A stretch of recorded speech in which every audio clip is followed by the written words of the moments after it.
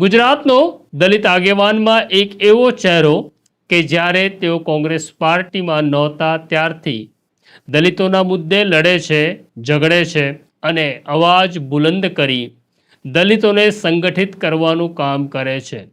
જ્યારે જિગ્નેશ મેવાણી ધારાસભ્ય પણ નહોતા ત્યારે ઉનામાં દલિતો ઉપર અત્યાચાર થાય છે, ત્યારે જિગ્નેશ મેવાણી પદયાત્રા શરૂ કરે છે અમદાવાદથી ઉના સુધી અને પહેલી વખત એક નવું નામ ગુજરાતના દલિત લોકોને, દલિત સમાજને મળ્યું, જિગ્નેશ મેવાણી. અને પછી જિગ્નેશ મેવાણી અપક્ષ ચૂંટણી લડે છે, જીતે છે.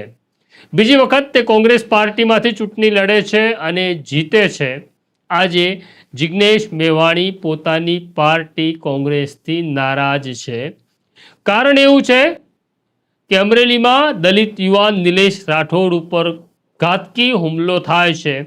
નિલેશ રાઠોડને સારવાર માટે પહેલા અમરેલીની સિવિલ હોસ્પિટલમાં લઈ જવામાં આવે છે. ત્યાંથી તબિયત બગડતા ભાવનગરની હોસ્પિટલમાં લાવવામાં આવે છે, જ્યાં નિલેશ રાઠોડ દમ તોડે છે.